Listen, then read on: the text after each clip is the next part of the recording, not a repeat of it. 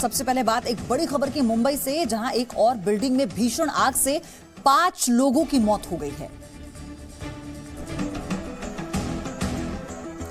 ये हादसा मुंबई के चेंबूर में तिलक नगर की सरगम सोसाइटी में हुआ है। 16 मंजिला बिल्डिंग है ये, जिसके 11वें फ्लोर पर आग लगी है और 12वें फ्लोर को भी आग ने अपनी चपेट में ले लिया है। कल रात 7:45 बजे ये वाकया हुआ।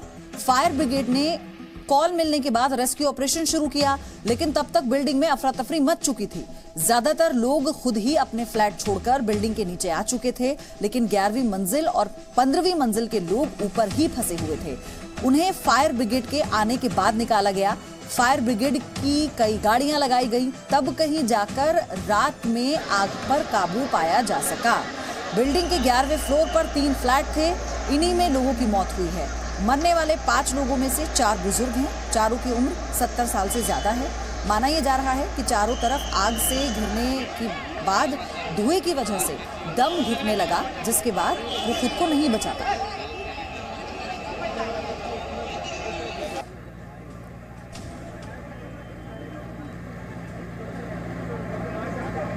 व्हाट्सएप ग्रुप है सरगम सोसाइटी, उसमें बहुत सारे मैसेजेस आने लगे, तो मुझे समझ में नहीं आया क्यों, तो मैंने वो रीड किए।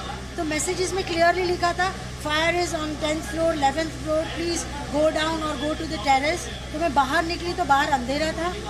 फिर मैं स्टेयरकेस से मोबाइल की लाइट दे के 7th फ्लोर से मैं नीचे उतर के जिसके घर पे आग लगी हुई थी वो ऑलरेडी यहाँ पे नीचे खड़े थे और उन्होंने सबको इतला किया था कि हमारे घर पे शॉर्ट सर्किट से आग लगी हुई थी। तो उन्होंने बुझाने की कोशिश की है, लेकिन बुझा नहीं पाए करके उन्होंने आजू बाजू को इतला करके फटाफट नीचे आए। पूरे घर के अंदर धुआं भर गया था, तो फिर मैंने डोर खोला था, धुएं का बहुत बड़ा लोड आ गया अंदर, पूरा के अंदर। वो मतलब समझो कि 1% विजिबिलिटी रहेगी तभी, पूरा ब्लैक धुआं। उसके बाद समहाउ मैंने किसी भी हालत निकल के टेरेस के मार्फत, मतलब almost very difficult to escape that. 7:45 के करीबन ये कॉल कंट्रोल रूम का मैसेज मिला। 8 बजे के बाद में लेवल 3 जिसको आगे बढ़ लेवल 3 डिक्लेयर किया गया। ये ग्राउंड प्लस 15 फ्लोर की बिल्डिंग है, वो बी विंग। तो 11 माले में वो आग थी। वहाँ पे 1103 और 4 ये जो कंबाइंड फ्लैट से 2 हमें जो मैंने इंजर्ड पर्सन, वो जो बर्न इंजरी थे वो मिलाए थे, उनको हमने हॉस्पिटल में एम्बुलेंस से भेजे हैं। तो मुंबई में 10 दिन के भीतर आग लगने का ये दूसरा हादसा है। पता चला है कि 11वें फ्लोर के एक फ्लैट में क्रिसमस ट्री को लाइट से सजाया हुआ था, उसी के वायर में शॉर्ट सर्किट हुआ, जिसके बाद आग बिजली के तारों से होती हुई पहले पूरे फ्लैट में फैली और फिर उसके बाद आसपास के और ऊपर के फ्लोर तक पहुंच गई। 5 जाने के अलावा 2 लोग इसमें घायल भी हुए हैं इस आग में। हालांकि आग से गैस सिलेंडर फटने या फिर ऐसे किसी भी ब्लास्ट की कोई पुष्टि नहीं हो पाई है। शुरुआती जांच में बिल्डर की लापरवाही भी सामने आई है। बिल्डिंग का फायर फाइटिंग सिस्टम पूरी तरह से फेल था। आग बुझाने के लिए सिर्फ 2 सिलेंडर चालू हालत में थे। बताया जाता है कि बिल्डिंग के पास जो एक्यूपेशन सर्टिफिकेट होता है वो नहीं था, फायर ऑडिट भी नहीं हुई थी और बेतरतीब पार्किंग की वजह से फायर ब्रिगेड की गाड़ियों को भी बिल्डिंग तक पहुंचने में काफी दिक्कत हुई।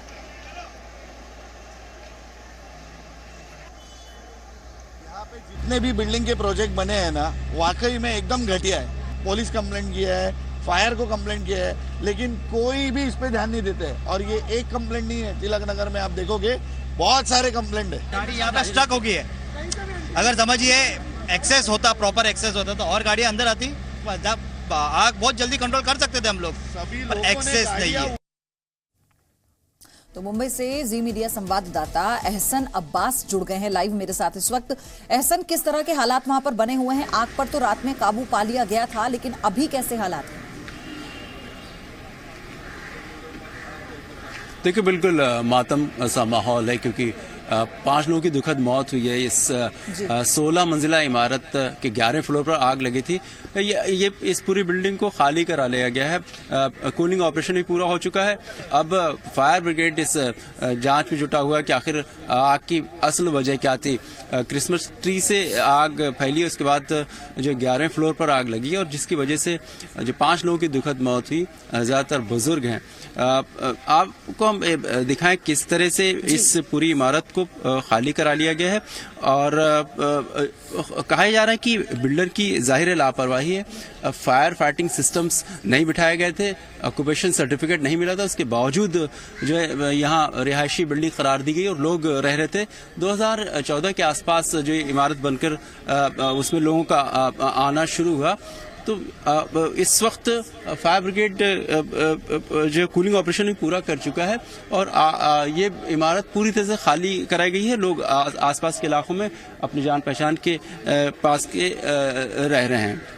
जी और एहसान, अभी लोगों का ये आरोप है, जिनके बयान चल रहे थे, उन्होंने साफ तौर पर कहा कि बेतरतीब पार्किंग है वहां पर और यही कारण है कि फायर फाइटर्स को इतनी मशक्कत करनी पड़ी बिल्डिंग तक पहुंचने के लिए, और जो बिल्डर है उस पर गंभीर आरोप लगाए। तो अभी क्या पुलिस एक्शन मोड में आ गई है इस पूरे मसले पर? बिल्कुल, पुलिस इस पूरे मामले पर एक्शन में है। जाहिर कि एफआईआर दर्ज होगा और कहीं न कहीं से बिल्डर पर जो है कहीं शिकंजा पुलिस जरूर कर सकेगी। आपने जो जिक्र किया कि बिल्डिंग के आसपास फायर ब्रिगेड को पहुंचने में परेशानी हुई, दिक्कत आग बुझाने में, ये वजह थी। आपको अभी भी दिखाऊं ये दृश्य किस तरह से कारें जो है पार्किंग है रास्तों में, तो ये बड़ी अड़चन बनती है जब फायर ब्रिगेड के इंजिन आते हैं और जो बिल्डिंग के चारों तरफ उन्हें जाहिर है कि रेस्क्यू करने में, आग बुझाने में जो परेशानियां होती हैं, वो ये सबसे बड़ी वजह होती है। मुंबई में इस तरह के हादसे बहुत हो रहे हैं, उसके बावजूद जो है न प्रशासन और लोग भी उतने ज्यादा अवेयर नहीं हुए और जिसकी वजह से इस तरह से दुखद घटनाएं होती हैं। और इस बीती रात हुई आग दुर्घटना में 5 लोगों की दुखद मौत हुई है। शुक्रिया आपका हमारे साथ जुड़ने के लिए। आगे भी आपसे अपडेट इस पूरी खबर पर हम लेते रहेंगे, लेकिन फिलहाल आपको बताएं, बड़ी लापरवाही के चलते 5 लोगों की जान चली गई। वहीं सरकार ने उम्मीद जाहिर की है कि इस बार ट्रिपल तलाक बिल को वो राज्यसभा में भी पास करा लेगी। ट्रिपल तलाक बिल के लोकसभा में पास होने पर बीजेपी अध्यक्ष अमित शाह ने पीएम नरेंद्र मोदी और सरकार को बधाई दी है। अमित शाह ने कहा कि ट्रिपल तलाक बिल महिलाओं की समानता और आत्मसम्मान के लिए उठाया गया ऐतिहासिक कदम है। अमित शाह ने कांग्रेस और दूसरी पार्टियों पर मुस्लिम महिलाओं से नाइंसाफी का आरोप लगाते हुए माफी की मांग की। गृह मंत्री राजनाथ सिंह ने कहा कि अब सरकार राज्यसभा में बिल पास कराएगी। मैं आश्वस्त हूं कि राज्यसभा में भी यह पारित होगा। दूसरी तरफ AIMIM अध्यक्ष असदुद्दीन ओवैसी ने कहा कि कानून का गलत इस्तेमाल होगा। अफसोस इस बात का है कि संविधान के फंडामेंटल राइट के खिलाफ इस बिल को ब्रूट मेजॉरिटी के तौर पर सरकार ने पास किया है। ये जो कानून आज जो लोकसभा में पास हुआ, ये मुस्लिम खवातीन से नाइंसाफी का बहुत बड़ा बाइस बनेगा। मुस्लिम धर्मगुरुओं ने भी बिल पास होने का विरोध किया है। अभी जिस तरीके से बिल पास हुआ और जो भी ये कानून है, ये बुनियादी तौर पर बेसिकली मुस्लिम ख्वातीन के इंटरेस्ट के खिलाफ है। ट्रिपल तलाक बिल को समाजवादी पार्टी के नेता आजम खान ने एक तरह से खुला चैलेंज भी कर दिया। समाजवादी पार्टी के महासचिव आजम खान ने एक बार फिर विवादित बयान दिया है। आजम खान ने कहा है कि तलाक को लेकर देश के मुसलमान किसी कानून को नहीं मानेंगे, मुसलमान सिर्फ कुरान को मानेंगे। इससे मुसलमानों का कोई लेना देना नहीं है। जो लोग मुसलमान हैं और जो कुरान को मानते हैं, हदीस को मानते हैं, वो ये जानते हैं कि तलाक का पूरा प्रोसीजर कुरान ने दिया है। हमारे लिए कुरान के उस प्रोसीजर के अलावा कोई भी कानून मान्य नहीं है। जो कुरान कहता है, अगर उसके तहत कोई तलाक नहीं देता, खुला नहीं देता, तो वो न तलाक है न खुला है। लिहाजा ये बहस की बात ही नहीं, सिर्फ कुरान का कानून बस, और कोई कानून। हिंदुस्तानी पूरे दुनिया के मुसलमानों को कोई कानून मान्य नहीं है, ऐसा कुरान। दिल्ली और यूपी से गिरफ्तार ISIS के आतंकी मॉड्यूल पर NIA ने जल्द ही पूरा खुलासा करने का दावा किया। दिल्ली और उत्तर प्रदेश में अलग अलग जगहों से गिरफ्तार ISIS के 10 संदिग्धों को 12 दिन के लिए NIA की हिरासत में भेजा गया है। सभी आरोपियों को NIA की विशेष अदालत में पेश किया गया। NIA ने दलील दी कि हिरासत में पूछताछ के बाद वो इनके पूरे मॉड्यूल का पता लगाने में कामयाब होगी।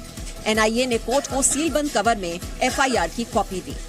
अभी ऐसा कुछ भी इन्वेस्टिगेशन में तो कुछ आया नहीं, ना रिमांड पेपर में ऐसा था कि किसी से कनेक्टिविटी हो फॉरेन बेस्ड हैंडलर से, ऐसा कुछ नहीं आया। NIA ने बुधवार को दिल्ली और उत्तर प्रदेश में 17 जगह छापा मारा था।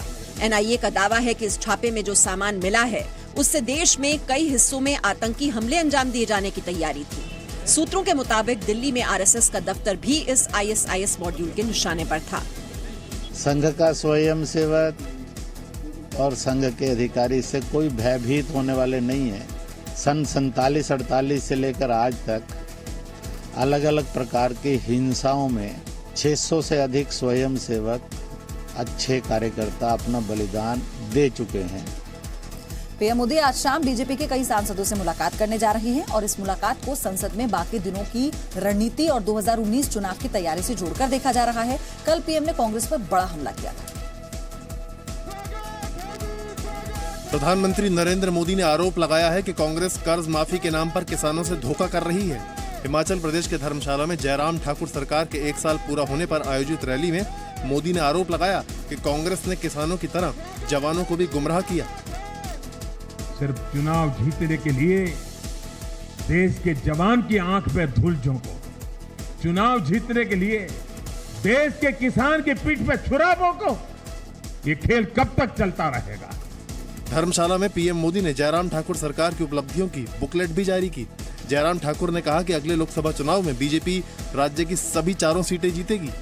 इस बात को सुनिश्चित करने की हम पूरी कोशिश करेंगे, हिमाचल प्रदेश की जनता और हम सब मिल करके कि 4 की 4 सीटें फिर से आदरणीय मोदी जी को हम वहां पर जीत करके दें।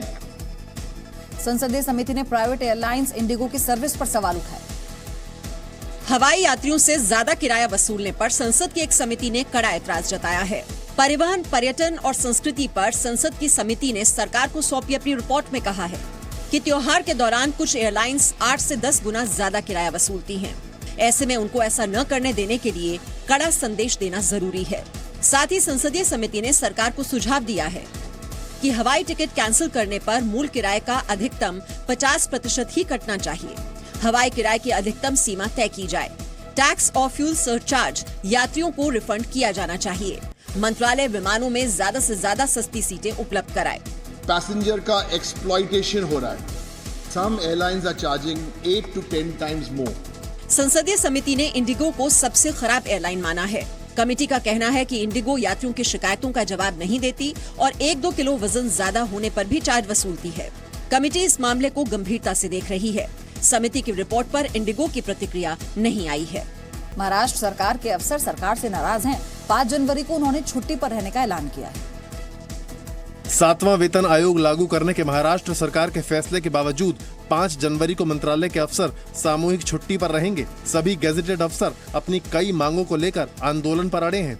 अफसरों की मांग है कि हफ्ते में 5 दिन ही दफ्तर खुले हों, रिटायरमेंट की उम्र 60 साल की जाए, खाली पड़े पदों को जल्द से जल्द भरा जाए। महाराष्ट्र सरकार के 7वां वेतन आयोग लागू करने का फायदा 17 लाख सरकारी कर्मचारियों को मिलेगा। इससे राज्य सरकार के खजाने पर 20,000 करोड़ रुपए का अतिरिक्त बोझ बढ़ जाएगा। यूपी पुलिस ने बुलंदशहर की हिंसा के एक आरोपी को गिरफ्तार कर लिया है। आरोपी का नाम प्रशांत नट है। दावा ये किया जा रहा है कि प्रशांत नट ने ही गोली मारकर इंस्पेक्टर सुबोध कुमार की हत्या की थी। 3 दिसंबर के इस मामले में अब तक योगेश राज को इंस्पेक्टर सुबोध कुमार की हत्या का जिम्मेदार मान रही थी। प्रशांत नट को गुरुवार को गिरफ्तार किया गया। हालांकि हत्या में इस्तेमाल की गई रिवॉल्वर अभी तक बरामद नहीं हो पाई है। बुलंदशहर हिंसा में 22वीं गिरफ्तारी है ये। 5 आरोपी अभी फरार हैं। यूपी के नोएडा में एक और कश्मीरी युवक अचानक से लापता हो गया। बांदीपुरा का रहने वाला 23 साल का सैयद वासिद हसन नोएडा के एक बिजनेस कॉलेज में बीबीए फाइनल ईयर का छात्र है। बांदीपुरा से वासिद हसन के परिवार की रिपोर्ट पर नोएडा पुलिस ने उसकी तलाशी शुरू की। वासिद को 12 दिसंबर से गायब बताया जा रहा है। परिवार वालों के मुताबिक 13 दिसंबर के बाद से वासिद से उनका कोई संपर्क नहीं हुआ। वासिद नोएडा के ही सेक्टर 126 में पीजी में रहता था। पीजी चलाने वाले से भी पुलिस ने पूछताछ की। वासिद की लोकेशन आखिरी बार दिल्ली के लाजपत नगर मिली थी। इससे पहले ग्रेटर नोएडा की एक यूनिवर्सिटी से भी एक छात्र के अचानक गायब होने और एक कश्मीरी आतंकी संगठन में शामिल होने की खबर थी। हालांकि वो छात्र लौट आया था। में एसकेएम इंस्टीट्यूट का पढ़ने वाला एक बीबीए लास्ट ईयर का स्टूडेंट जो कश्मीर का रहने वाला है। इनकी फादर ने एक तहरीर दी गुमशुदगी का कि हमारा बेटा 13 तारीख से कॉन्टैक्ट नहीं हो पा रहा है। उस तहरीर पे हम लोगों ने गुमशुदगी दर्ज कर ली है। छानबीन की जा रही है।